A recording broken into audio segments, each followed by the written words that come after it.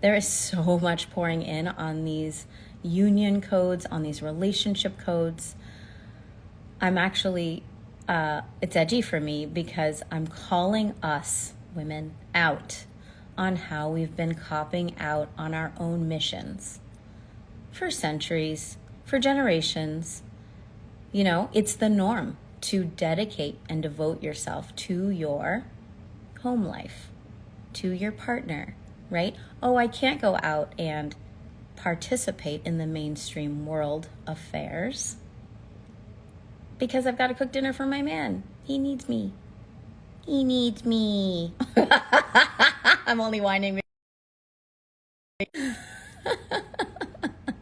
because it's both a cop-out and a codependency and a false trick, really, to keep the power of the clarity of our channel under wraps. Really. I don't know if it was planned. It doesn't matter, but we need to get about unwrapping it, right? Like, let's get us out. We are here to participate. And I'm just seeing the image of the bazaar in Morocco. And, you know, the woman in this analogy I'm shown here pops out of her, you know, little hovel, her little home, her little mole hole, just to go get the rice and the beans and the spices she needs, but only to return, not to interact, not to share her radiance, not to be seen by others, not to interact, to drop her wisdom and her knowledge, not to create, you know, delicious new sparks of energy and creation with her sisters, with not to receive new knowledge and codes from the elders she might pass who are weaving their baskets on the side of the road, right? Not to assist whoever else might benefit from her presence. Just think about how in our day-to-day lives right now, I didn't expect to go here in this chat, but we're here. We are not fully showing up because we're in a partnership, right? Everything from not going out with your girlfriends to not assisting your neighbor because having your neighbor over would be an imposition because your partner isn't accustomed to you having an open door policy and having your neighbor over, right? Like, these are the ways we take ourselves out of the game. And yeah, this is a hard conversation to have, but we get to have it. We get to have it with ourselves. And I'm seeing this pattern. The most powerfully active women are often not partnered. And one of the reasons for that seems to be that they're free to be. They're free to participate. They're free to play. They're free to engage.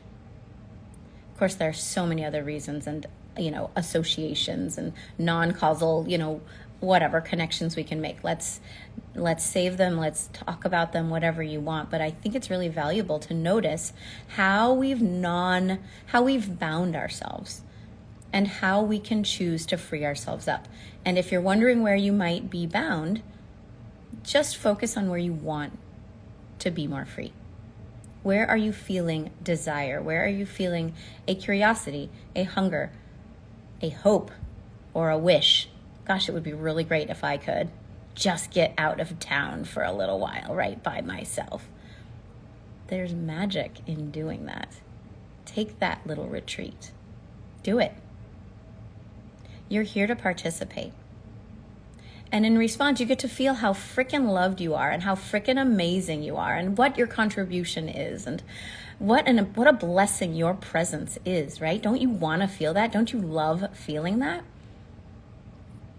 It goes both ways. Women have been taken out of the game, possibly for a reason. Right? Marry her up when she's 13 so she's out of the game before she steps into her power and starts to channel new codes and speak truths that require our awareness, because once you hear something, you can't unhear it, right? Think on that.